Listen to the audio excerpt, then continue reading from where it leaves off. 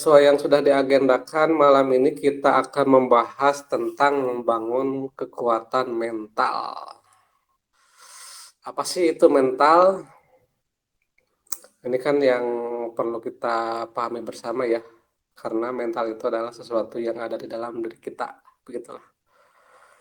Kalau secara teori kan mental itu sesuatu yang berhubungan dengan pikiran, perasaan, dan fungsi kognitif ya. Artinya mah istilah psikologi lah yang berhubungan dengan mental lah. Entah bagaimana mengolah data, mengolah memori dan sebagainya begitulah. Sebelum menuju bagaimana membangun kekuatan mental, kita harus mencapai level mental yang sehat dulu mungkin ya. Berarti kita mampu mengolah pikiran dan perasaan ya secara objektif. Nah, kalau kita sudah bisa mengontrol itu semua, baru nanti kita bisa membangun kekuatan mental itu sendiri. Nah, bagaimana sih secara lebih mendalamnya ya pembahasan terkait membangun kekuatan mental itu nanti kita akan diskusikan malam ini. Dan seperti biasa pemantik kita di sini Kak Rocky sudah hadir. Silahkan nanti aktif ya, aktif bertanya, aktif berpendapat agar diskusinya lebih hidup begitu. Untuk mengefektifkan waktu, mari kita langsung saja lempar ke Kang Rocky untuk menyampaikan materi diskusi malam ini. Mangga Kang Rocky di haturan. Ya, turun nuhun, terima kasih pada semuanya. Selamat malam, sampurasun. Mudah-mudahan kita semua sehat. Oke, saya coba menilik atau menengok sesuatu yang ada di tubuh kita juga, yang ada di diri kita juga, yang sudah sangat sering kita dengar, tapi mungkin kita masih belum paham lah ya. Yang namanya mental. Tentu sudut pandangnya yang akan saya pakai adalah sudut pandang kesadaran, bukan sudut teori apapun. Misalkan tadi Pepi sampaikan teoritis dari sisi mungkin psikologi, atau mungkin nanti ada ilmu sosial, ada ilmu apa lagi. Pendekatannya di sini pendekatan kesadaran. Bisa jadi sama, bisa jadi ada sedikit bedanya gitu. Di dalam diri kita atau pada umumnya di masyarakat atau di di masyarakat dan di obrolan itu sering kita dengar dengan pikiran, perasaan, kejiwaan, terus kebatinan, terus mental. Nah, gitu ya, banyak. Seolah-olah itu semua merujuk kepada satu hal. Padahal kalau kita sadari benar-benar itu semua membicarakan hal-hal yang berbeda-beda gitu. Pikiran kita sudah tahu bahwa pikiran adalah buah dari proses berpikir yang menggunakan logika. Itu pikiran. Adalah kirim dari luar yang kemudian kita sandingkan dengan ego dan doktrin-doktrin. Itu perasaan. Terus kemudian jiwa menurut versi saya. Kenapa saya sebut menurut versi saya? Karena mungkin saja ada yang berbeda pemahamannya gitu ya. Jiwa menurut versi saya representasi dari pikiran gitu. Terus ada lagi yang ngomong batin. Batin menurut versi saya adalah gabungan antara pikiran dan perasaan. Itu menciptakan dimensi kebatinan, batinan. Gabungan antara pikiran dan perasaan. Terus ada lagi yang ngomong spiritual. Spiritual itu bukan hanya masalah perasaan, pikiran, tapi dia juga meliputi kesadaran, dia juga meliputi aspek material. Jadi spiritualitas itu sebenarnya gabungan dari yang menciptakan sebuah dimensi yang namanya dimensi spirit, dimensi spiritual, keenergian lah gitu ya. Terus sekarang kita bahas mental. Orang sering bilang, wah si eta mah atau si itu mah mentalnya kuat, si ini mah mentalnya tempe, si ini mah mentalnya cemen atau cetek mental gitu kan. Cemen itu kan cetek mental meureun. Si itu bermental baja. Nah, sebenarnya apa sih mental? Sederhana mungkin bisa disebut mental adalah di mana mental adalah posisi kelenturan atau kemampuan beradaptasinya pikiran dan perasaan. Itulah mental. Kondisi di mana kebatinan bukan ukuran ya, kadar bisa disebut kadar. Kadar kebatinan seseorang dalam beradaptasi terhadap kenyataan atau realitas, itulah mental. Sekali lagi, menurut saya, nanti kalau yang berbeda silakan diungkapkan ya. Menurut saya, mental adalah kadar di mana kebatinan seseorang atau pikiran dan perasaan seseorang itu mampu beradaptasi dengan realitas. Gitu. Misal, kita orang, misalkan ya, kita dimarahin orang. Secara pikiran, kita bisa terima apa tidak? Bisa bersih nggak dengan situasi tidak nyamannya? Secara perasaan, kita bisa nggak beradaptasi dengan realitas itu, ketidaknyamanan itu? Kalau kita masih bisa beradaptasi, kita bisa disebut mentalnya masih kuat, masih biasa saja. Tapi pada saat pikiran kita, logika kita, pertimbangan logika dan pertimbangan perasaan sudah tidak mampu lagi beradaptasi dengan itu, maka kita sudah tidak kuat secara mental. Misal, sekali contoh maaf ya, orang yang bunuh diri, ya kan? Ada persoalan dia bunuh diri. Artinya apa? Mentalnya sudah tidak kuat. Artinya apa? Secara pikiran dan perasaan dia sudah tidak mampu lagi. Sudah tidak mampu apa? Sudah tidak mampu beradaptasi. Akhirnya dia kalah mentalnya dan memutuskan untuk bunuh diri gitu. Nah, kalau gitu, karena mental itu tersusun dari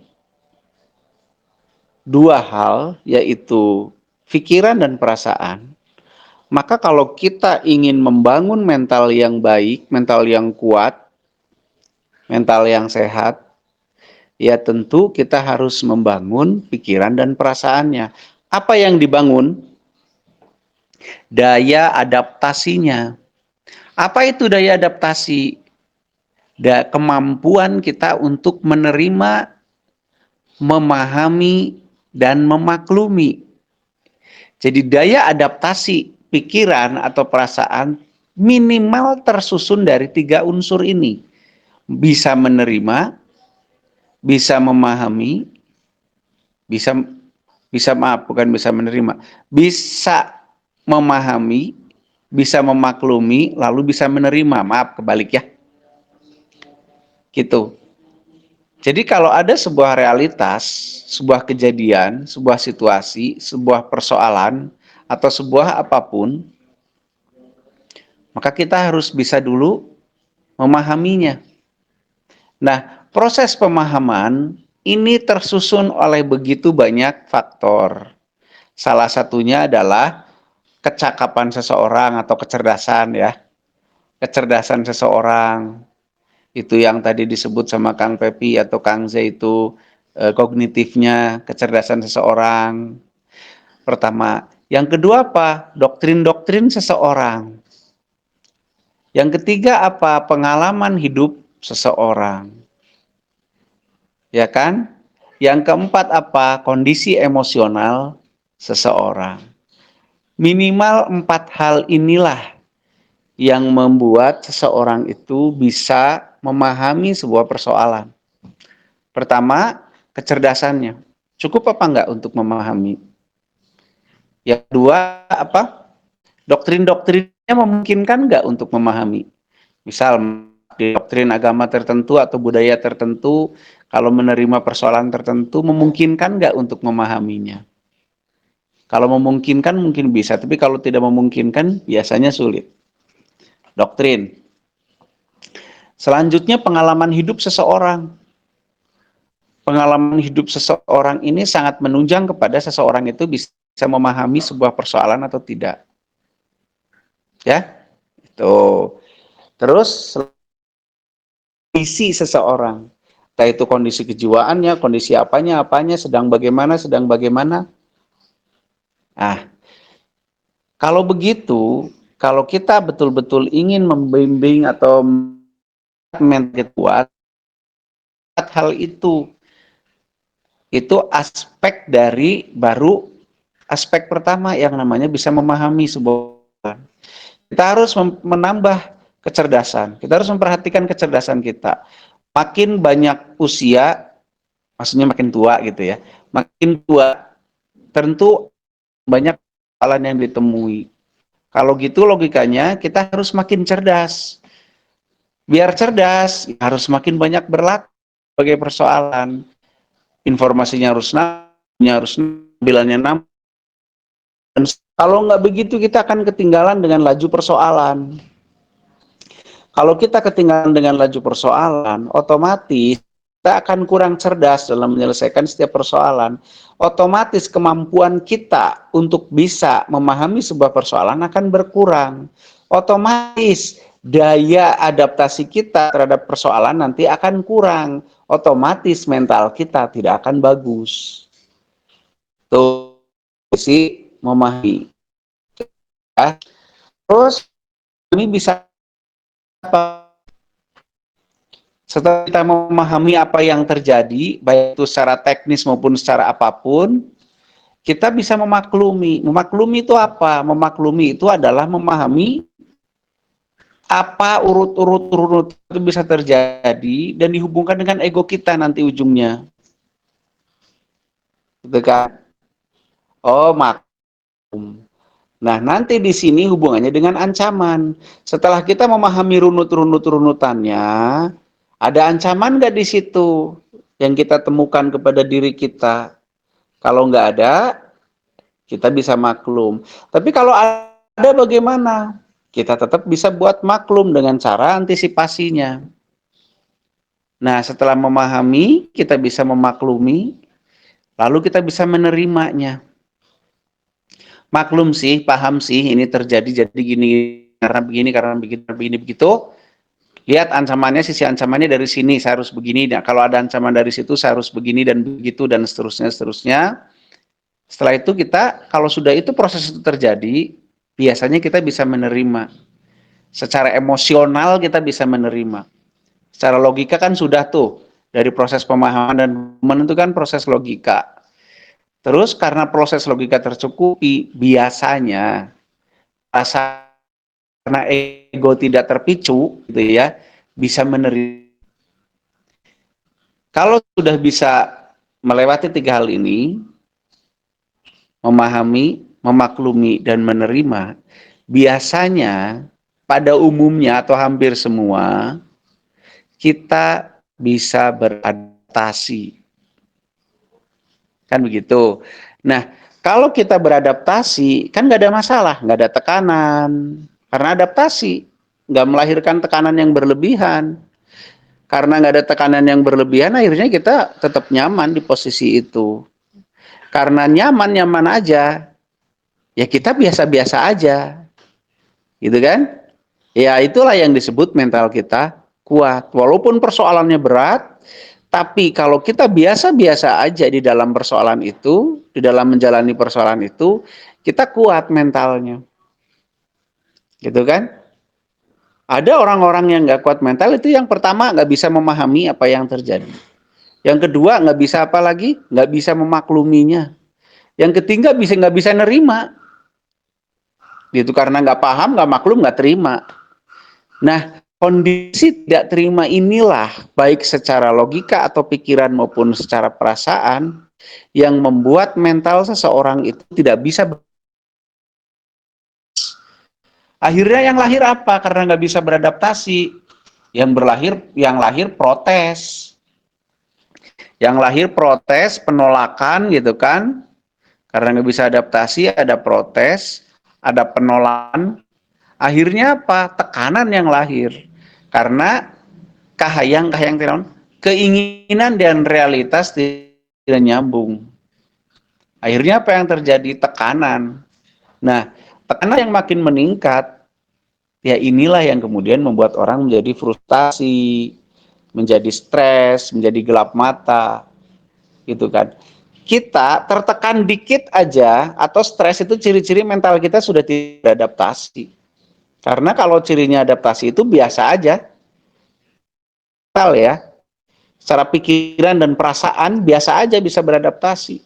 Berarti kalau kita udah panik, itu artinya mental kita udah kena tuh, udah kalah tuh. Sudah ada tekanan. Artinya pikiran dan perasaan kita sudah tidak begitu bisa beradaptasi. Kalau kita masih bisa beradaptasi, kita masih BS aja. Biasa aja. Gitu. Jadi kalau lahir kesedihan, itu sudah nggak biasa aja. Artinya kita sudah sulit beradaptasi. Cuman kan ukuran adaptasinya itu beda-beda. Kemampuannya yang saya bilang tadi kadar adaptasinya. Ada yang bisa beradaptasi 70%, ya masih sedih sih misalkan seseorang atau keluarga yang ditinggal meninggal oleh keluarganya. Ada yang bisa beradaptasinya 70%, ya ada rasa sedih tapi enggak gimana gitu ya. Ada juga yang misalkan 50%, ya 50-50 antara sedih dan biasa ajanya gitu ya. Tapi ada juga yang beradaptasinya mampunya 20%. Wah, itu mah sedih pisan gitu ya. Tapi yang udah kepikiran warisan mungkin adaptasinya 90%. Jadi kebanyakan biasa ajanya gitu, malah seneng. Mungkin aja begitu kan.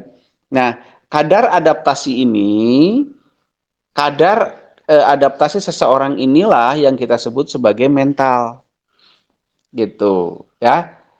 Jadi sekarang bisa ya membedakan antara pikiran, perasaan, kejiwaan, tadi tuh kebatinan, terus mentalitas. Nah, jadi kalau kita ingin ngebangun mentalitas kita, ya tadi itu kemampuan memahami, kemampuan memaklumi, dan kemampuan menerima. Gitu. Nah, untuk bisa membangun itu, membangun kemampuan memahami, kemampuan memaklumi, dan menerima itu, nah unsur-unsurnya yang tadi itu, kita harus perhatikan kecerdasan seseorang, doktrin-doktrin seseorang, pengalaman-pengalaman seseorang, dan kondisi seseorang. Gitu. Kondisi diri kita, doktrin kita, kemampuan kecerdasan kita, ya kan, pengalaman hidup kita. Nah, itu harus betul-betul kita perhatikan. Supaya kita tahu, ya perhatikan tubuhnya, sadari lagi. Sadari doktrin kita tuh sampai mana kita terpengaruh oleh doktrin. Doktrin itu belum tentu agama ya. Doktrin itu bisa nilai sosial, doktrin itu bisa budaya, doktrin itu bahkan bisa bisa tontonan yang kita anggap benar, yang kita yakini kebenarannya. Misalkan kita punya guru yang namanya Diki Zainal Arifin almarhum. Kalau kita meyakini setiap omongan beliau adalah kebenaran mutlak, maka itu juga doktrin. Begitu. Jadi dari doktrin pindah ke doktrin lain, kita buang doktrin yang lain, yang lama kita ambil doktrin yang baru. Nah, itu juga sama doktrin gitu. Jadi mari kita roris teh naon bahasa Sunda, roris teh bahasa Indonesia teh, kita periksa kembali. Kita punya doktrin apa aja nih? Kita punya pengalaman hidup apa aja? Kita punya kecerdasan seperti apa? Terus kemudian kita mudah terpengaruh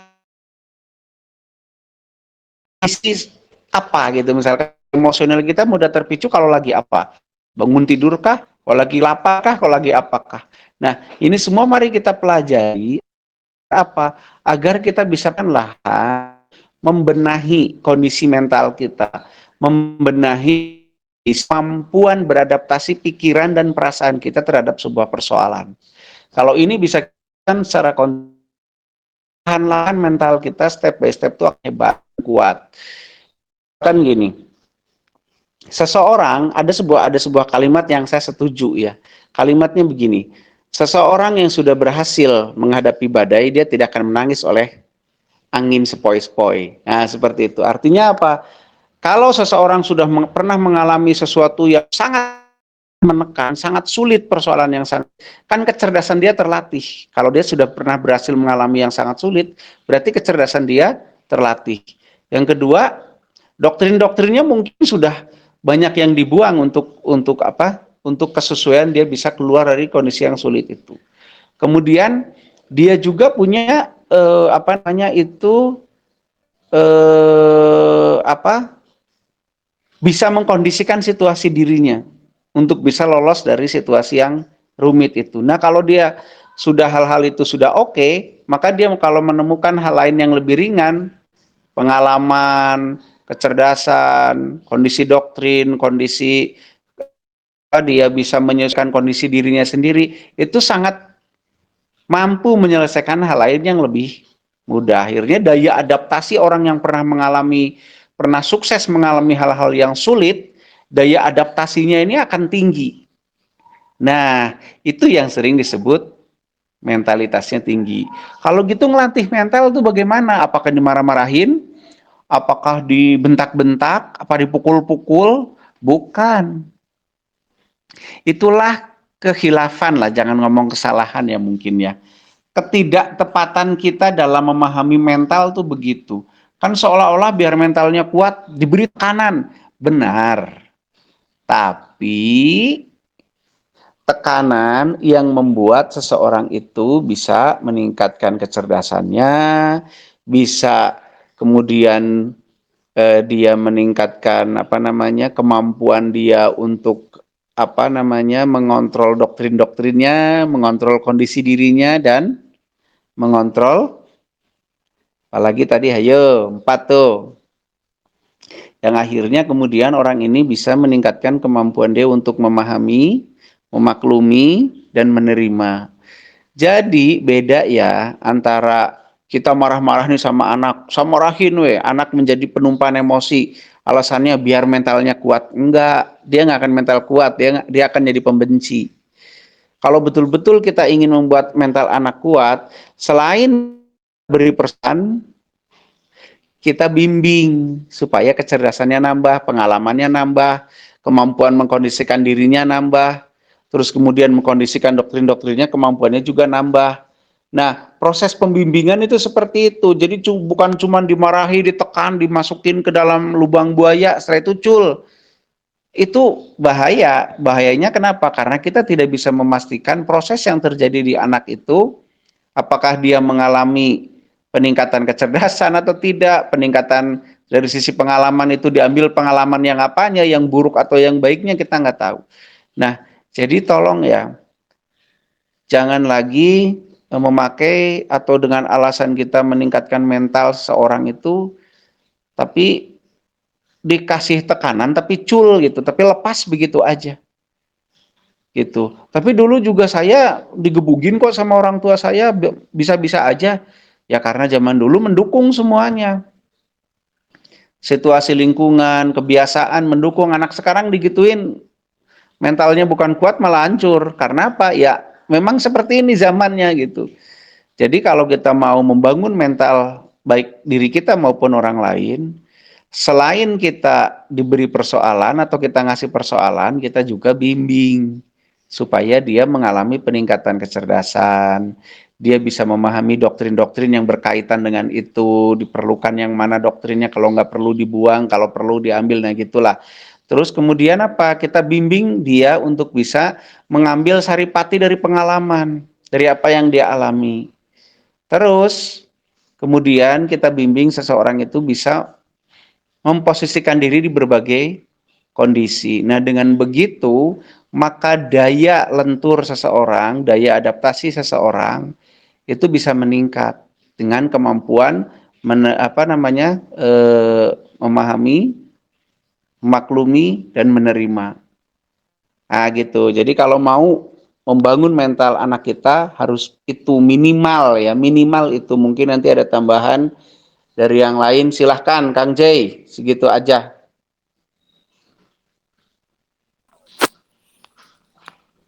Nah,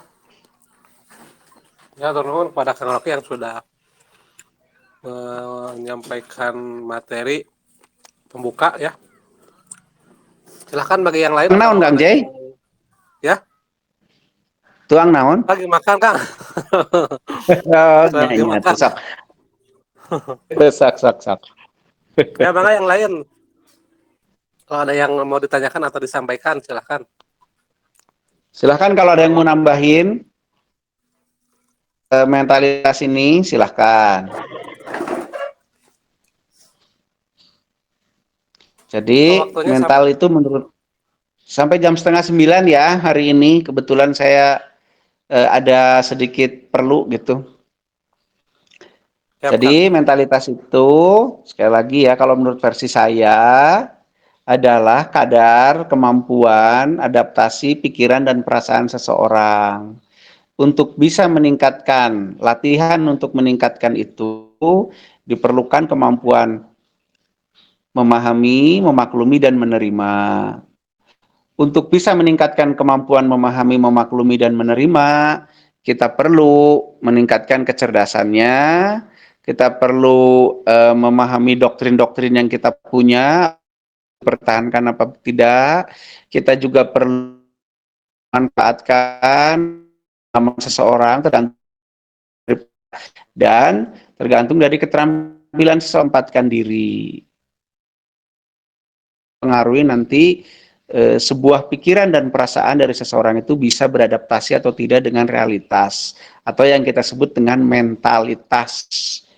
Begitu, silahkan, ayo.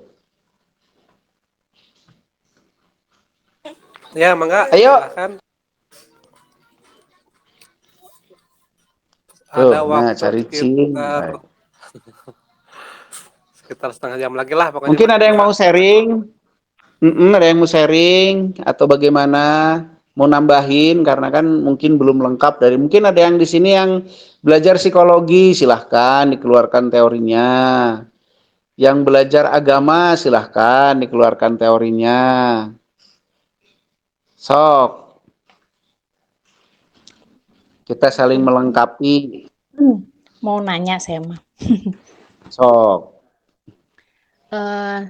Ya kan untuk meningkatkan kekuatan mental, kita kan dihadapkan pada situasi yang sedikit menekan gitu ya. Nah, gitu kan Yang banyak juga nggak apa-apa. ya misal gitu, ya kita belajar beradaptasi di situ. Nah, hasil adaptasi itu, misalnya kejadian A, ya, terus kita beradaptasi dan itu membentuk sistem pertahanan diri baru. Nah, apakah seperti itu apa gimana? Bila ada kejadian, lagi, misalnya kejadian B, itu mungkin kita akan lebih mudah karena sudah punya ancang-ancang, ada pembelajaran dari kejadian A. Nah, Oke. apakah Halo? halo, ya Kang? Apakah? Apakah apa? Apa apakah, eee,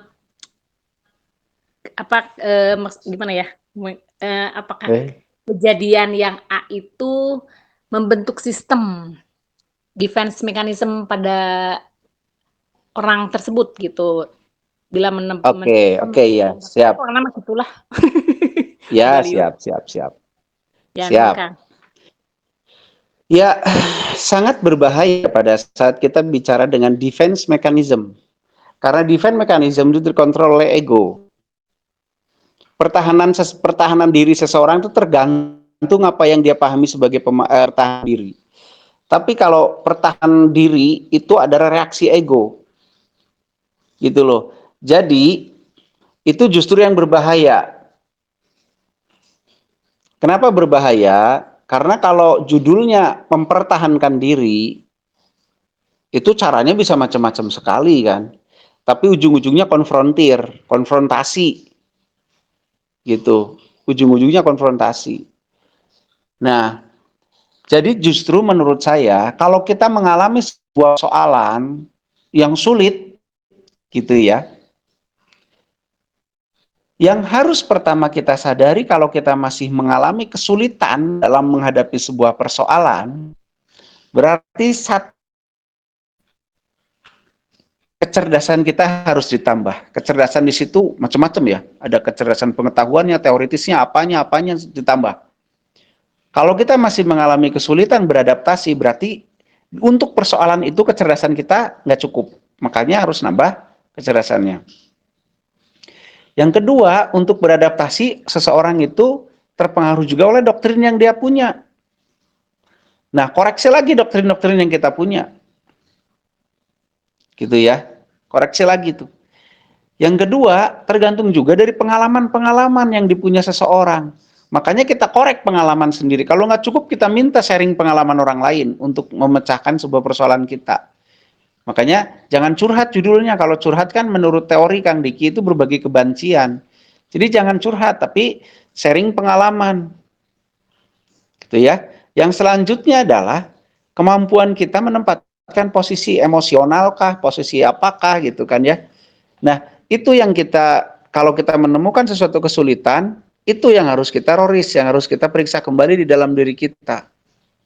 Gitu. Kalau ada yang masih kurang, ada yang belum tepat, perbaiki. Sehingga ujung-ujungnya yang nongol bukanlah kecenderungan mempertahankan diri, tapi beradaptasi. Kan adaptasi juga untuk mempertahankan diri, Kang, leres. Tapi apa namanya?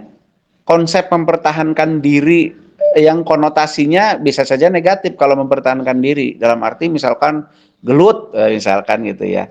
Atau apa. Nah, yang lebih tepat adalah kita setiap kali kita mengalami persoalan, diri kita meningkat si kemampuan tadi itu, yang 4 unsur tadi. Sehingga kemampuan kita untuk memahami persoalan, untuk memaklumi sebuah persoalan, dan untuk menerima persoalan meningkat. Nah, kemampuan yang meningkat inilah yang akan menolong kita untuk beradaptasi atau yang disebut dengan peningkatan kemampuan mental, yaitu kemampuan beradaptasi. Kalau seandainya proses ini dilakukan di setiap persoalan, maka persoalan yang terjadi di diri kita seolah-olah menjadi kenaikan, kita mengalami kenaikan level gitu loh, kenaikan level mentalitas. Jadi tentu level mentalitas ini akan berpengaruh kepada persoalan selanjutnya yang akan datang. Tapi intinya kalau kita masih mengalami kesulitan, berarti mental kita belum mampu beradaptasi. Kalau begitu sadari, waduh, saya stres dengan persoalan ini, berarti mentalitas saya belum bisa beradaptasi nih di sini. Kalau begitu, apa yang harus dikoreksi? Yang 4 tadi lagi. Wah, berarti kecerdasan saya, keilmuan saya tentang ini harus ditambah. Berarti saya harus lihat lagi doktrin-doktrin saya. Berarti saya harus lihat lagi pengalaman saya. Kalau nggak cukup, cari pengalaman orang lain untuk menambah. Setelah itu kemampuan kita menempatkan diri, menempatkan emosi, menempatkan pikiran dan yang lain-lain. Kalau itu dilakukan terus-menerus, nanti naik lagi tuh levelnya. Dan akan terus naik, seiring dengan persoalan yang kita temui. Maka persoalan itu akan menjadi keberuntungan bagi orang-orang yang pembelajar. Orang-orang yang berakal, orang-orang yang bertafakur atau berpikir dan seterusnya. Karena kalau yang nggak belajar, yang nggak pakai logika, main perasaan terus, kecerdasannya nggak akan meningkat. Disitulah kerapuhan mental. Gitu, Tenila ya. Kemana Tenila? Ya kan. Siap-siap. Kilap tadi huruf. Jadi nanti yang nongol itu bukan kecenderungan mempertahankan diri, bukan. Tapi kecenderungan beradaptasi. Gitu. Ya. Berarti kalau karena masih ada defense berarti itu belum menambah kemampuan ya, masih belum ada. Saya curiga justru kalau defense kita kan belum bisa menerima. Iya, oke. Ya. Kayak gini logikanya, coba semua bayangkan ya. Coba semua bayangkan dan boleh satu tangan kiri, coba semuanya, maaf, saya nyuruh, coba untuk buktikan. Coba tangan kiri telapak tangannya dihadapkan ke atas, ya di depan dada lah, di depan dada, telapak tangannya dihadapkan ke atas, coba. Terus ditekan oleh tangan kanan ke arah bawah dan ditahan tekanan itu. Ditahan oleh tangan kiri, jadi didorong dari atas terus ditahan. Nah, di situ yang terjadi gaya apa? Gaya tolak menolak kan? Gaya tolak menolak itulah yang menghadirkan tekanan di dalam diri kita. Melipat gandakan tekanan karena dari atas ngedorong, dari bawah nolak. Itulah defense. Kan gitu ya. Tapi sekarang coba dorong dari atas dan yang tangannya tuh nggak menolak, mengikuti aja arah dorongannya. Ngeplos kan ke bawah, tidak menghadirkan sebuah tekanan yang berlebihan. Nah, kemampuan untuk kita beradaptasi dengan gaya yang menekan itu adalah kemampuan mentality. Mental itu kayak gitu. Kalau defense yang menurut Teknila pahami, ya melawan kan. Belum bisa menerima, belum bisa memahami, belum bisa memaklumi. Lawan heula datengeunah, da nggak enak. Kan begitu ya. Ya, Kang. Tungtungnya jebleh kan gitunya. Setelah jebleh merasa paling menderita. Betul. Gantung diri we ujung-ujungnya. Gitu. Ya Kang Windy, mangga gimana? Lagi di sekolah, Kang. Di sekolah? Mana Iya, getol? biasa, Kang. Kumaha Akhir Kang semester Windy? mau print rapot. Ini, Kang, menyikapi yang ini, Kang, yang masalah terkait dengan mental ya. Dia sepengalaman saya gitu ketika banyak bertemu dengan siswa gitu di sini, terus pengalaman pribadi juga gitu ya, ketika mereka defense gitu ya, rata-rata jadinya mereka ada semacam apa ya gitu ya Kang ya, semacam ada penguatan dalam dirinya tapi tetap membawa lukanya gitu Kang. Iya, Saya nggak betul. paham sih, Kang. Tapi di sisi lain ketika dia Betul. menerima hal yang sama terulang lagi, jadi akhirnya kayak semacam membuka lagi memorinya gitu Kang. Kayaknya begitu mungkin ya Kang ya. Betul. Iya, betul. Itulah makanya defense itu menurut saya tidak tepat dan itu bukan mental, itu emosional. Gitu. Ya kan ya? Betul betul Kang. Itu emosional, makanya terluka. Karena luka kan perasaannya luka. Gitu kan? Nah, itu bukan cara meningkatkan kemampuan mentalitas seseorang. Karena kemampuan mentalitas seseorang tergantung dari tadi kecerdasannya, doktrinnya, pengalamannya, dan kemampuan dia menentukan posisi. Kalau yang seperti defense itu dia denial kan sebenarnya kan, penolak terhadap sesuatu kan. Cuman karena tidak mampu melahirnya dia mungkin diam. Tapi energi penolakannya itu menghasilkan luka, ketidaknyamanan itu. Gitu loh. Betul nggak? Betul betul Kang. Ya, banyak peristiwa seperti itu Kang. Jadi kayak ya bahasa bahasa sekarang tuh membawa luka batin gitu kan bahasanya gitu kan. Iya, betul. Betul. Justru Kak itu ciri-ciri mentalitasnya buruk. Karena dia tidak mampu beradaptasi. Karena memang si orang tuanya yang memberi pelajaran, termasuk kita orang tuanya ya, itu tidak paham mana itu mental, mana itu emosional, mana itu defense, mana itu apa, nggak paham. Gitu. Jadi we asal dicarekan. Tapi ini Kang berkaitan dengan ya misalkan ketika ada problem gitu ya Kang ya. Kan ketika kita dalam posisi defense gitu ya, kan ego kita berarti berada dalam posisi bertahan mungkin ya Kang ya. Tidak mau Ya, menerima yang terjadi dengan yang terjadi dengan diri sendiri gitu Kang ya.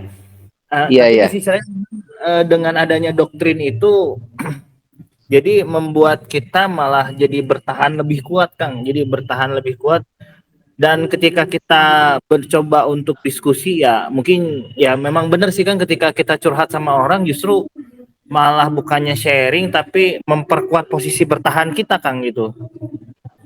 Ya kan curhat kan mintanya didukung. Kalau didukung nggak asik. Ya, Kan gitu ya.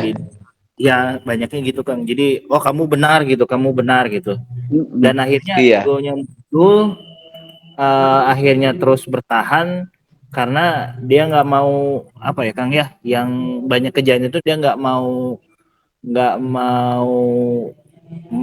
apa ya, gimana ya, merasa jadi orang dikalahkan gitu, karena saya merasa bahwa apa yang sudah saya lakukan benar, meskipun dia juga benar gitu, meskipun yang bermasalah dengannya juga benar gitu ya, jadi Mm-mm. bertahan dengan kebenaran masing-masing gitu, Kang, akhirnya.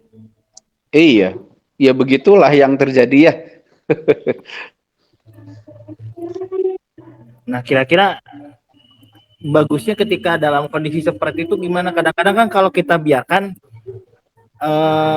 orang itu cenderung jadi merasa kayak dianggapnya nggak ada usaha gitu loh, Kang. Kayak dianggapnya cuman diem aja nggak ada usaha gitu. Mm-mm, mm-mm. Oke, oke, oke. Oke, segitu aja Kang Wendy. Ya segitu, Kang. Wendy. Ya itulah ya. Sekali lagi, kalau kita mengalami sebuah persoalan atau sebuah realitas di dalam kehidupan kita, kalau di dalam logika kita, di dalam rasa kita itu mengandung sebuah ancaman, entah itu mengancam apa, bisa mengancam fisiknya, bisa mengancam harga dirinya, mungkin menurut dia, kan itu doktrin ya, berkait doktrin tuh. Wah ini mah mengancam harga diri menurut doktrin gue, menurut kebenaran gue gitu kan. Atau mengancam apanya gitu. Akhirnya yang keluar adalah kecenderungan ego untuk mempertahankan hidup, yang namanya defense itu tadi. Nah, itu bukanlah alur untuk kita meningkatkan mentalitas. Kalau dihubungkan dengan mentalitas, bukan, itu bukan alurnya. Nah, kalau menemui dua orang yang begitu, bagaimana? Ya, kalau kita memang ingin menolong, ingin membuat kejadian atau persoalan ini menaikkan level mentalitasnya, ya kita ingatkan keempat unsur tadi. Pertama, unsur mau memahami situasi. Yang kedua, unsur mau memaklumi situasi. Yang ketiga, unsur mau menerima situasi. Tapi ketiga unsur itu ini bisa terjadi apabila satu, kecerdasan seseorang itu cukup. Yang kedua, tergantung juga doktrin-doktrin seseorang itu. Yang ketiga, tergantung juga pengalaman hidupnya. Yang keempat, tergantung keahlian dia, keterampilan dia dalam menempatkan posisinya. Nah, kalau kita menemui orang yang mengalami begitu, ya kita ajarkan dia untuk hal-hal seperti ini. Coba kita sharing tentang kecerdasannya, cukup apa enggak. Kalau enggak cukup, kita kasih kecerdasannya, kita bimbing. Yang kedua, kita ingatkan tentang doktrin-doktrinnya. Ada doktrin yang mungkin memperburuk situasi, ya udahlah jangan diikuti doktrin itu mah, gitu kan, misalkan gitu. Kalau ada doktrin misalkan laki-laki nggak bisa digituin sama perempuan, itu namanya dihina, misalkan gitu ya. Ada doktrin begitu, ya kita ngomong, itu doktrin itu bikin ruwet, dah tinggalin aja doktrin itu, misalkan gitu. Terus apa? Kita sharing pengalaman. Kalau pengalaman hidup dia belum cukup, kita sharing pengalaman. Bukan curhat. Kalau curhat biasanya kan cari balad, nyari baladnya, nyari sekutu. Makanya kalau orang curhat, kita nggak sependapat sama dia, dianya malas gitu. Nah, jadi itu aja yang harus kita lakukan mah, biar sebuah pengalaman, sebuah kejadian ini bisa meningkatkan level kemampuan mentalitasnya. Gitu, mungkin ya. Kalau mau ditambahin, mangga yang lain.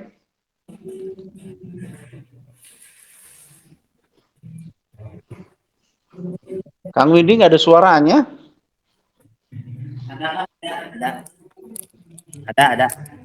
Nah, ada, sok ada. Berarti memang harus dinaikkan semua levelnya mungkin ya, Kang ya. Dari mulai Sumuhun atuh. pengetahuan, kesadaran, masuk apa ya, pengetahuan dan kesadarannya juga gitu ya. Dan doktrin-doktrinnya Iya, juga. betul. Iya, betul, betul.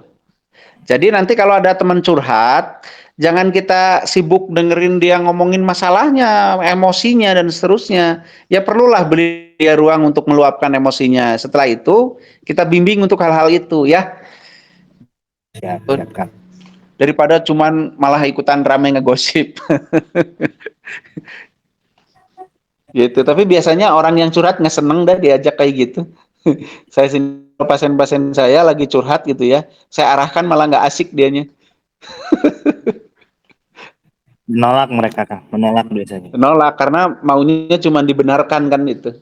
Maunya cuma cari pembenaran. Tapi ya kita harus mendidik seseorang supaya mentalitasnya naik ya dengan cara itu. Gitu. Begitu.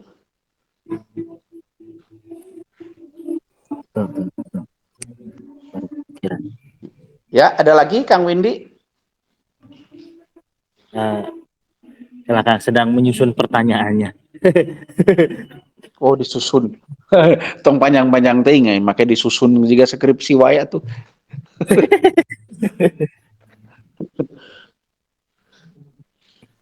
Nah, gini Kang, Dari saya dulu Kang. misalkan gini. Siap-siap. Kang ini mangga. Ya, ini yang berkaitan juga dengan tadi ya Kang ya, dengan adanya biasanya kan ketika orang mendapatkan masalah mental itu biasanya pertama berkaitan dengan tekanan fisik, tekanan psikis dan lain-lain gitu ya. Terus kadang-kadang bermasalah juga dengan ya misalkan entah dengan saudara, pacar, istri, suami dan sebagainya. Pokoknya mah orang-orang terdekatnya gitu ya Kang ya. Dan kadang-kadang ketika mereka Ya. misalkan tabayun nih Kang ya, di antara dua belah pihak ini ya. Dua belah pihak ini tabayun. Kadang-kadang yang satu ada beberapa kejadian seperti ini Kang, yang satu berusaha menjaga situasi dan kondisi biar tetap tenang, diskusi lancar dan sebagainya, tabayun lancar, tapi di sisi yang lain itu selalu menyerang gitu. Maksudnya menyerang itu dalam artian berusaha mempresur si orang yang dalam kondisi menjaga suasana itu Kang. Dan kadang-kadang Ya. akhirnya ketika yang menjaga suasana itu mungkin terpancing, akhirnya juga malah ikutan ikutan Gelut apa ya? banyak. Ya pokoknya gitu Kang. Nah Iya. kira-kira itu seperti apa Kang berkaitan dengan yang mental itu mungkin Kang? Iya. Oke. Ya justru kalau kondisinya begitu, memang perlu mediator ya. Mediator ini kan fungsinya untuk menjaga ranah tabayun itu betul-betul menjadi tabayun. Karena gini, kalau orang yang menyerang terus kan dia niatnya bukan tabayun. Ya kan? Kalau niat tabayun kan saling mendengar justru. Menurut Anda bagaimana? Menurut saya bagaimana? Kan begitu tabayun itu. Kemudian mensinkronkan kan gitu kan. Jadi kalau ada posisi begitu harus ada penengah. Penengah itu bukan menengahi, ya, tapi memberikan masukan-masukan, membimbing sehingga obrolan itu betul-betul menjadi tabayun, menjadi diskusi, menjadi tukar informasi dan seterusnya, sehingga kemampuan yang empat tadi meningkat, kecerdasannya meningkat, doktrin-doktrinnya mungkin ada yang harus diseleksi dan seterusnya, sehingga kemampuan memahaminya meningkat. Dari hasil dari tabayun kan mestinya kan pemahaman saling meningkat ya terhadap situasi. Yang kedua, pemaklumannya meningkat. Yang ketiga, penerimaannya meningkat. Kalau setiap orang yang bertikai di situ berhasil meningkatkan pemahamannya terhadap persoalannya, berhasil meningkatkan kemaklumannya, dan berhasil meningkatkan penerimaannya, mental mereka sudah berhasil naik. Akhirnya mereka jadi biasa aja terhadap persoalan itu. Gitu. Jadi we damai gitu kan gitu, kuduna. Tapi lamun diculkeun masing-masing membawa apa misi untuk menang, ya bukan tabayun namanya. Gitu kalau gitu mah. Gitu. Nggak kedengeran Kang Windy? Kedengeran Kang, kedengeran. Nah, sok kedengeran. Jadi kalau kayak gitu diperlukan memang moderator yang bukan moderator apa ya? Ya sebut saja penengah lah, penengah yang bijak gitu. Penengah yang bijak itu penengah yang bisa meningkatkan level mentalitas dua orang ini sehingga menjadi biasa-biasa aja nantinya gitu. Kalau masih ada yang marah atau ada yang tidak terima, itu kan berarti mentalnya belum biasa aja, belum kuat karena masih under pressure gitu dalam tekanan persoalan tersebut Terpaku gitu. dengan pikirannya masing-masing mungkin ya Kang ya, yang menurut dia benar mungkin Kang ya. Iya, kan dengan begitu dia tidak punya kemampuan memahami, tidak punya kemampuan memaklumi, tidak punya kemampuan menerima, kan gitu ya. Justru itu yang perlu dibantu supaya dia bisa jadi memahami, bisa jadi memaklumi dan bisa jadi menerima. Gitu, Kang. Oke, oke. Mun saya settingnya nggak saya gelut kadinya lah gitu. Ayo gelut. Nggak sah bedog kagok ngomong-ngomong wae mah gitu ya saya setting lah. Kurang dari wasit gitu. Berkait mentalitas begitu ya teorinya. Ya. Gitu. Jadi jangan kalau kita jadi penengah atau jadi tukang konsultan, jangan terlalu fokus dengan persoalannya. Persoalannya biar dia nyelesain sendiri. Karena dia yang mengalami gitu kan. Kita itu fokus membangun tiga hal itu, kemampuan memahami, kemampuan memaklumi, kemampuan menerima. Untuk mengetahui itu cek bagaimana kecerdasannya, cek doktrin-doktrinnya, cek pengalaman hidupnya, cek keahlian dia untuk menempatkan posisi. Eta hungkul sebenarnya mah gitu. Gitu, Kang. Tapi kadang-kadang Gitu ketika ya. dibahas, iya, benar Kang, ketika dibahas itu teh ada yang merasa tersinggung kan? Biasa merasa. Saya juga merasa ganteng padahal mah enggak. Ayo merasa mah gratis. Nggak beli kan, nggak beli, merasa. Enggak beli. Tapi gitulah, terutama di murid-murid ya itu mereka masih sangat muda, masih sangat yaitu coba kalau jadi penengah itu jangan cuma nanya kunaon aya naon, kunaon aya naon, nah, kusaha komo deui parah eta mah. Tapi kita bangun bagaimana seseorang itu bisa menerima. Wah, saya nggak nerima gini, Pak. Kenapa? Baru kita cek kemampuan-kemampuan yang tadi itu, doktrin-doktrinnya. Mungkin di keluarganya kayak gitu tuh termasuk penghinaan yang luar biasa, mungkin gitu ya. Mungkin gitu. Nah, itu harus kita cek semuanya. Karena bisa saja di setiap keluarga itu menganut doktrin yang berbeda. Ya kan? Nah, itu harus dicek tuh. Gitu. Gitulah. Meren. Luar biasanya Kangnya jalan tehnya Kang. Iya, luar biasa. Jeung luar biasa lobana aja nama. Gitu, cekap. Cekap Kang, insya Allah cekap. Oke, siap, hatur nuhun. Mangga anu sanesna, mangga yang lainnya silahkan.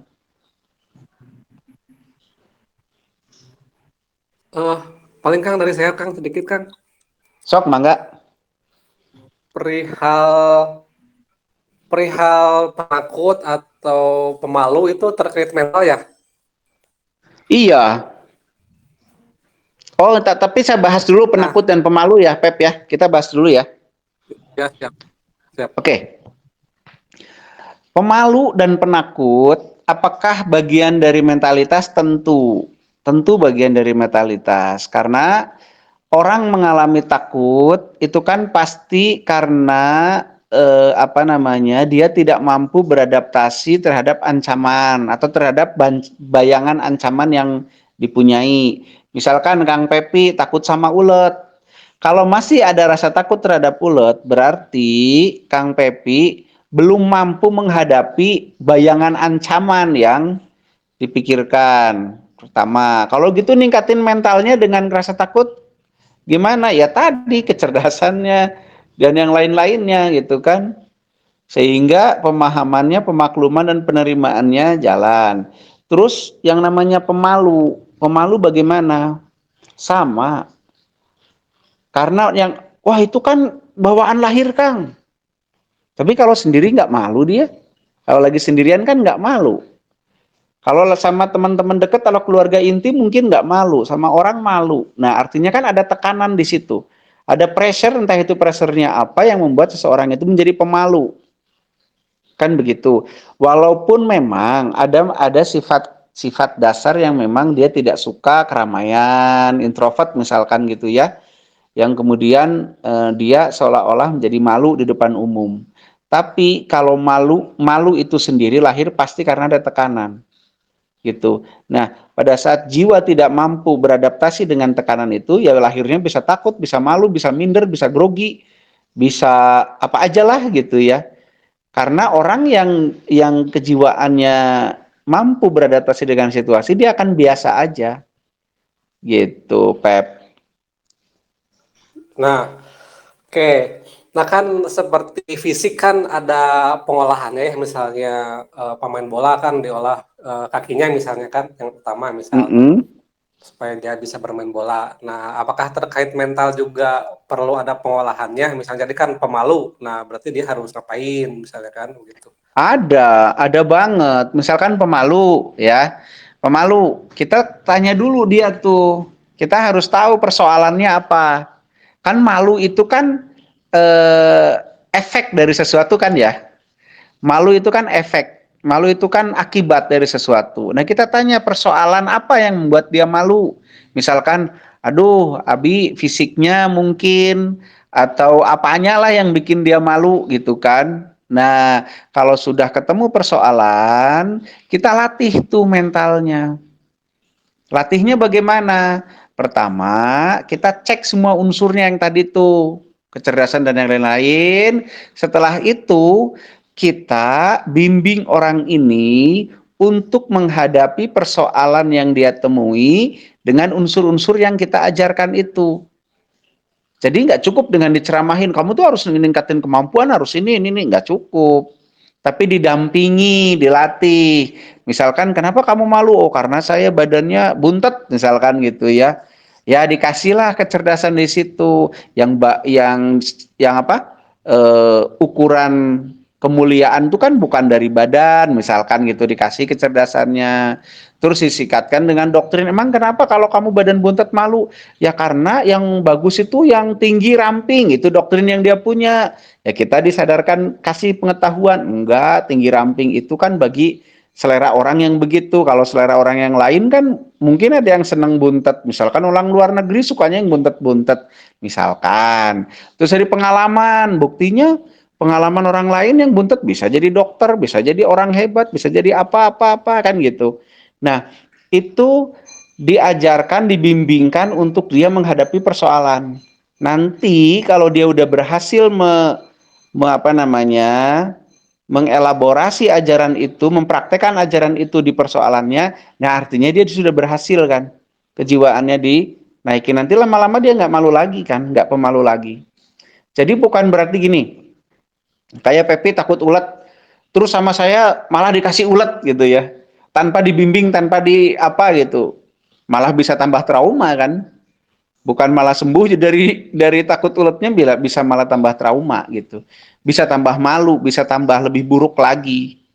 Jadi proses pembimbingan ini, penyadaran dirinya terhadap unsur-unsur yang tadi itu menjadi langkah krusial untuk selanjutnya kita dampingi dia dalam menghadapi persoalan-persoalan yang masih membuat dia malu. Begitu Pep latihannya. Tetap harus diaping, harus didampingi.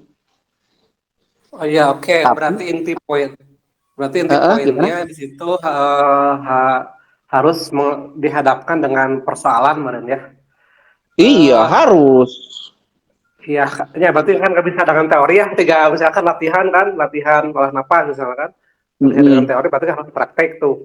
Harus Nah, praktek, dan saat praktek dibimbing ya betul. gitu. Eh, karena saya pengalaman lah kan saya juga kan dulu ya katakanlah tadi pemalu lah gitu ya. Emang bawaan dulunya Mm-mm. emang pemalu lah gitu.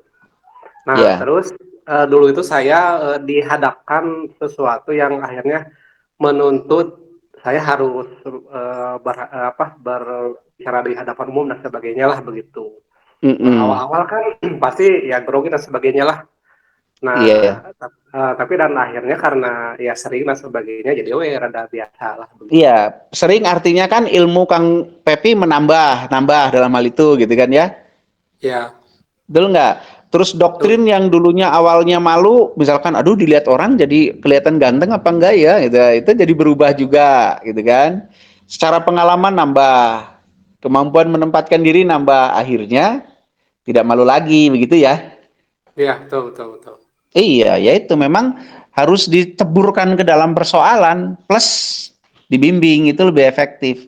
Kalau Kang Pepe kan nyari sendiri, seiring pengalaman akhirnya bertambahlah ininya, bertambahlah gitu, mentalitasnya akhirnya naik. Tapi kalau orang lain belum tentu bisa seperti itu kalau nggak dibimbing, bisa tambah orang misalkan grogi tampil di depan gitu ya, dipaksa tampil di depan. Ya kan kemungkinannya dua, ada yang kayak Kang Pepi berhasil melewatinya, ada yang tambah buruk lagi, pingsan malah di panggung bisa aja kan. Iya. Gitulah.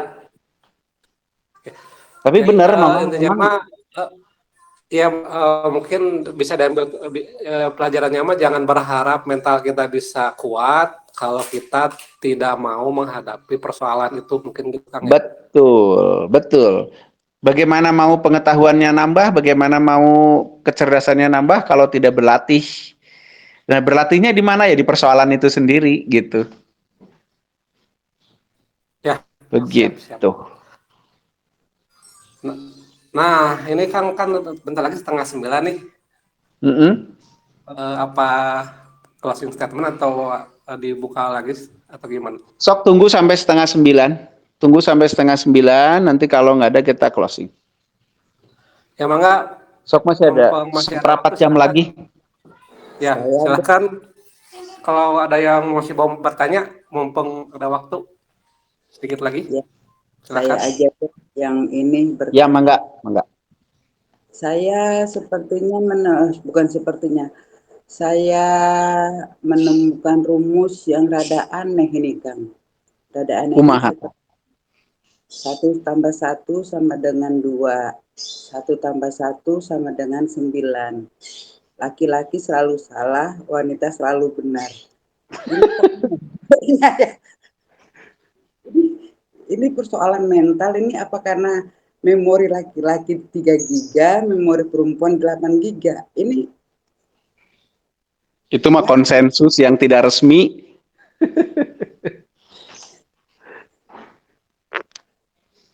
Halo, jadi gimana Teh Puji? Gimana? ya itu tadi rumus itu. Sementara Rumus di itu jadi gimana? kenyataannya setiap saya berhadapan dengan pasien, kadang laki-laki itu mengatakan males dekat sama istri gitu kan, males ini. Itu artinya kan ada tekanan dong di jiwa, di mentalnya, gitu ya. Iya. Ya. Iya. Dan itu akan menumpuk. Betul. Itu akan membludak, gitu kan, ya kan ya. Iya betul. Jadi dia defense nantinya. Iya. Iya. Akhirnya berantem kan. Kalau yang saya alamin menghadapi pasien yang seperti itu, saya tidak mau masuk terlalu dalam karena itu, gitu. Itu gimana? Iya betul. Ngapain masuk ke masalah orang dan masalah saya juga banyak gitu. Gitu loh. Jadi akhirnya maksudnya nggak berlanjut konsultasi. Iya nggak nyaman mereka ya. Nah, yang saya alami sih seperti itu, gitu loh Kak. Betul. Makanya balik ke rumus tadi, ini sepertinya ada yang kurang pas ini di rumus ini, gitu loh. Betul, emang bukan kurang pas lagi, memang tidak pas itu mah. Rumus yang tadi wanita selalu benar gitu ya. Iya rumus itu. Iya. Wanita selalu benar, nomor 2-nya apa? Kalau lupa balik lagi ke nomor 1 gitu. Oke, kita coba tanggapi ya Teh Puji ya. Iya. Ya itulah ya. Itu kan menjadi doktrin akhirnya ya. Sesuatu yang diada-adakan kemudian menjadi doktrin. Tapi itu menggambarkan situasi, bukan situasi mental, tapi situasi kejiwaan. Itu menggambarkan sebuah situasi kejiwaan masyarakat kita gitu loh. Di mana memang kalau ada persoalan, yang pertama kali nongol doktrinnya adalah harga diri. Gitu. Itu doktrin itu yang harus kita bukan dibuang ya, tapi dikoreksi lagi. Setiap ada persoalan antara satu orang dengan orang lain, itu pertama pasti harga diri masing-masing tuh. Wah, saya yang salah, kamu yang benar, atau kamu yang salah, saya yang benar. Begitu. Nah, coba nanti kalau kita dia terutama ke diri sendiri lah ya. Kalau sedang konfrontasi dengan seseorang, kalau sedang bertengkar atau sedang musuhan atau sedang slack lah, clash sama seseorang, coba deh jadikan langsung sadari dan jadikan itu latihan untuk mentalitas kita. Caranya, oh saya masih tertekan dengan situasi ini. Kenapa ya saya masih tertekan dengan situasi ini? Kita cek kecerdasan saya memahami persoalan ini cukup nggak? Ya kan? Yang kedua, doktrin-doktrin saya ada yang memperburuk situasi nggak? Yang ketiga, pengalaman hidup saya yang lalu-lalu ada nggak yang berkorelasi dengan persoalan sekarang? Yang ketiga, saya termasuk orang yang pandai menempatkan diri atau yang sebaliknya. Nah, introspeksi itu nantinya akan melahirkan kemampuan kita untuk yang tadi, memahami, memaklumi, dan menerima. Kalau toh kita secara hukum misalkan ya, secara persoalan kita kalah, anggap aja kita kalah. Tapi kita menang, sudah mampu menjadikan persoalan yang kita hadapi itu tangga untuk meningkatkan kemampuan kita dalam persoalan mentalitas. Nah, di masyarakat yang terjadi bukan itu. Yang di masyarakat terjadi adalah menang kalah. Setiap ada persoalan menang kalah. Kalau ada seorang suami tidak nyaman dekat sama istrinya, ya berarti kan ada tekanan di dalam jiwanya. Berarti mentalitasnya lemah. Karena dia tidak biasa aja. Itu seorang istri juga sama, anak dengan orang tuanya sama, orang tua dengan anaknya sama, individu dengan individu sama, individu dengan masyarakat sama, dan seterusnya gitu. Nah gitu ya. Jadi intinya adalah mari setiap persoalan yang ada di dalam hidup kita adalah tangga untuk membuat mentalitas kita makin naik, makin naik. Nah kalau orang-orang kayak Teh Puji yang memang menjadi konsultan, memang betul, jangan terhanyut dengan persoalannya. Kita mah bukan teman curhatnya. Kita adalah pemberi solusi. Mari kita bimbing orang-orang itu untuk koreksi kepada dirinya dengan unsur-unsur yang tadi. Ada nggak unsur-unsur itu? Cukup nggak unsur-unsur itu gitu? Dan biasanya si pasien pasti nggak sukain gitu teh. Karena yang terjadi dengan saya juga sama gitu. Karena pasien inginnya didengar, terus ingin didukung, ingin dimenangin gitu ya. Kalau dikasih nasihat, ada orang mah, saya mah nggak mau cari nasihat, saya mau cari pendukung kan gitu. Gitulah yang terjadi di masyarakat mah. Lanjut Kang Jay. Mangga, ada waktu 5 menit lagi. Silahkan. Sok 5 menit lagi. Ada pertanyaan Kang Jay? Bisa Sok, mangga. Mangga dibacakan aja Teh Nila langsung. Iya, mangga. Pertanyaan dari Kang Andre.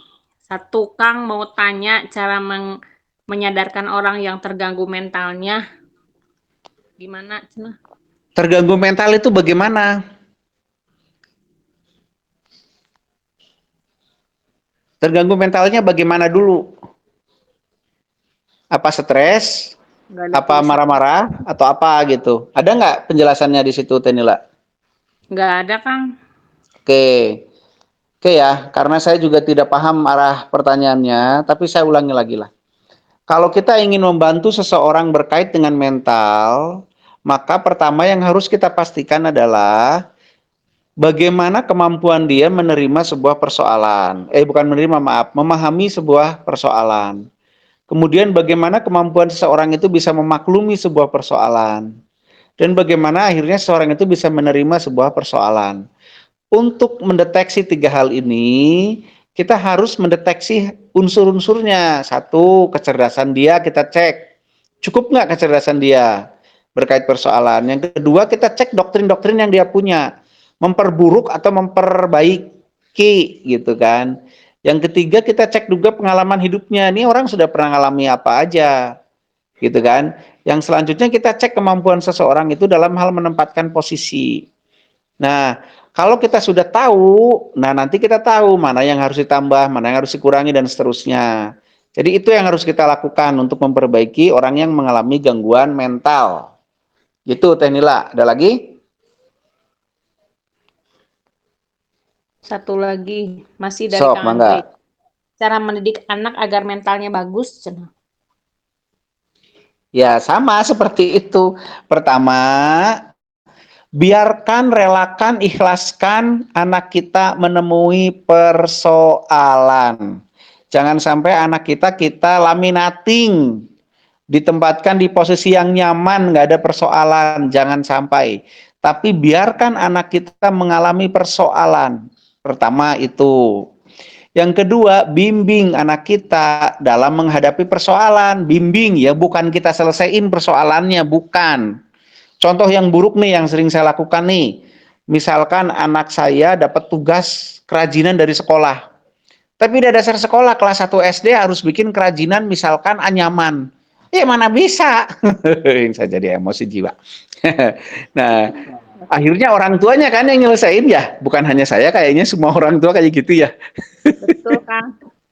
Bahkan Iya, ada habis yang bayarin orang supaya ngerjain tugas anaknya, ada. Iya, habis nggak elem-elem itu udah sekolahnya anak kelas 1 SD disuruh bikin kerajinan dari bungkus rokok, bungkus kopi. Ya mana bisa gitu kan ya.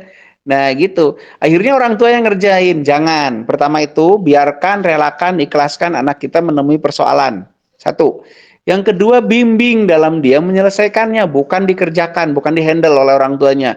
Ngebimbingnya apa yang harus dibimbing? Ya tadi kemampuan dia memahami, memaklumi dan menerima. Biar dia bisa memahami, memaklumi, dan menerima, kita harus tambah kecerdasannya, kita harus pastikan doktrin-doktrinnya, kita harus pastikan pengalaman hidupnya, kita harus pastikan dia punya kemampuan. Nah, unsur-unsur itu yang harus kita suntikin ke anak, yang harus kita latihin ke anak.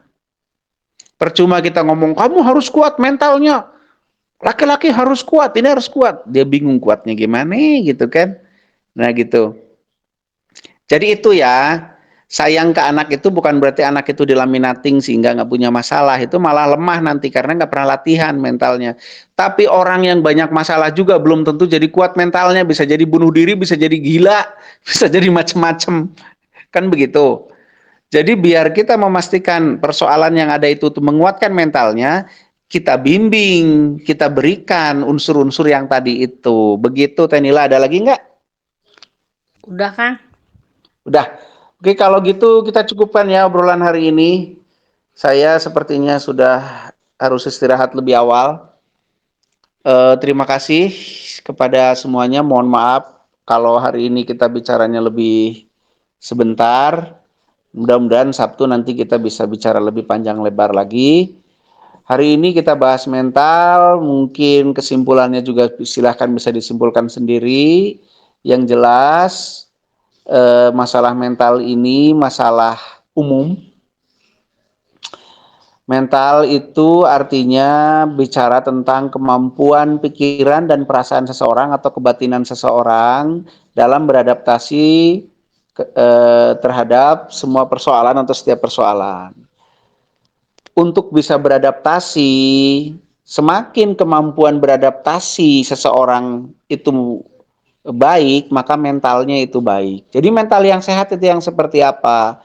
Mental yang sehat artinya adalah di mana kebatinan seseorang itu selalu mampu beradaptasi dengan situasi. Itulah mental yang sehat. Mental yang tidak sehat ya sebaliknya, yang tidak mampu beradaptasi dengan situasi. Mental yang kuat yang seperti apa? Mental kuat itu mental yang selalu bisa beradaptasi dengan seberat apapun tekanan. Nah, supaya mental itu bisa, supaya kebatinan seseorang itu beradaptasi, maka ada 3 unsur utama yang harus dipunyai oleh seseorang. Kemampuan memahami, kemampuan memaklumi, dan kemampuan menerima. Nah, kemampuan-kemampuan ini dipengaruhi oleh unsur lain, yaitu kecerdasan seseorang, doktrin-doktrin seseorang, pengalaman hidup seseorang, dan kemampuan seseorang dalam menempatkan posisi dirinya, baik itu emosi dan yang lain-lain. Nah, silahkan teori ini kita praktekkan, karena kalau nggak dipraktekkan juga percuma, nggak akan jadi apa-apa. Mungkin dari saya segitu aja. Sekali lagi saya mohon maaf dan terima kasih atas kebersamaannya. Kang J, saya undur diri dulu ya. Siap, Kang. Atur nuhun, sampurasun. Sampai. Ya, atur nuhun kepada Kang Rocky yang sudah menyampaikan materi di malam ini yang sangat luar biasa ya terkait membangun kekuatan mental. Sebagaimana membangun kekuatan fisik, kita perlu ditempa ya. Eh, Makanya mental pun ada proses untuk menempatnya begitu. Tidak dengan berteori, tapi harus dengan praktek langsung terjun begitu. Ya, mudah-mudahan eh, inti poin dari materi malam ini bisa ditangkap dan bisa diaplikasikan. Silahkan mengupgrade mentalnya gitu. Mungkin sebelum ke orang lain, ke diri kita sendiri dulu ya begitu. Yang penakut, yang pemalu, yang pemarah dan sebagainya ya begitu. Silahkan diolah dengan metode masing-masing begitu. Ya, karena sudah malam, saya tutup dulu. Sekian, sampurasun, assalamualaikum warahmatullahi wabarakatuh.